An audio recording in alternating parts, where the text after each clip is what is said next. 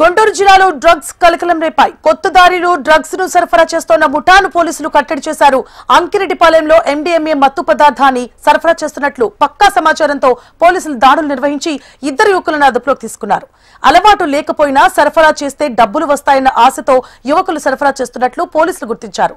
ఇక మత్తు పదార్థాలు అమ్మినా, సరఫరా చేసినా, వినియోగించినా చట్ట ప్రకారం శిక్షార్హమేనని డీఎస్పీ భానోదయ తెలిపారు.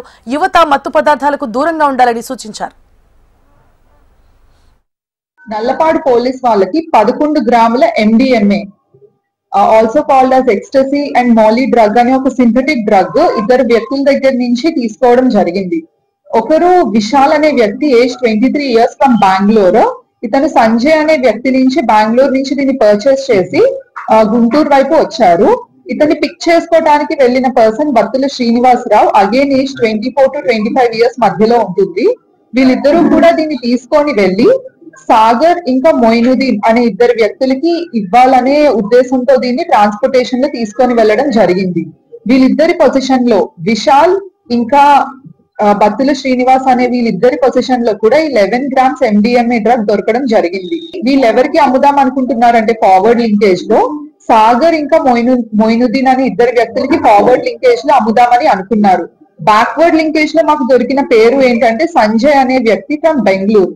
ఇంకా ముగ్గురు వ్యక్తులు ఎబ్స్కాండింగ్ లో ఉన్నారు ఈ పర్టికులర్ కేసులో. ఈ ముగ్గురిని కూడా మేము అప్రిహెండ్ చేయాల్సి ఉంది. ప్రస్తుతం అయితే ఈ ఇద్దరు వ్యక్తుల్ని బత్తుల శ్రీనివాస్ ని అలానే విశాల్ సింగ్ చౌహాన్ అని వీళ్ళిద్దరిని కూడా అప్రిహెండ్ చేసి రిమాండ్ కి పంపించడం జరుగుతుంది. 1220/2025 ఆఫ్ నల్లపాడు పిఎస్ కింద వీళ్ళిద్దరి మీద కూడా కేసు రిజిస్టర్ చేయడం జరిగింది. ఈ ఎండిఎంఏ అనే ఒక సింథటిక్ డ్రగ్ ని పొజెస్ చేసి దీన్ని ట్రాన్స్పోర్టేషన్ చేసి థర్డ్ పార్టీకి అమ్ముదామని అనుకుంటున్నారు. ఇది ఇప్పుడే కాదు, చాలా మంత్స్ నుంచి కూడా వీళ్ళు నెక్సెస్ తోని బెంగళూరు నుంచి తీసుకొని వచ్చి లోకల్లో సప్లై చేస్తున్నారు అని మాకు తెలిసింది. వన్స్ బ్యాక్వర్డ్ లింకేజ్ ఎప్పుడైతే మాకు దొరుకుతుందో సంజయ్ అనే వ్యక్తిని దొరికిన తర్వాత బ్యాక్వర్డ్ లింకేజ్ కూడా బస్ట్ చేయడం జరుగుతుంది. లాస్ట్ 6 months లో this is the third MDMA case Nallapadu police వాళ్ళు పట్టుకున్నది.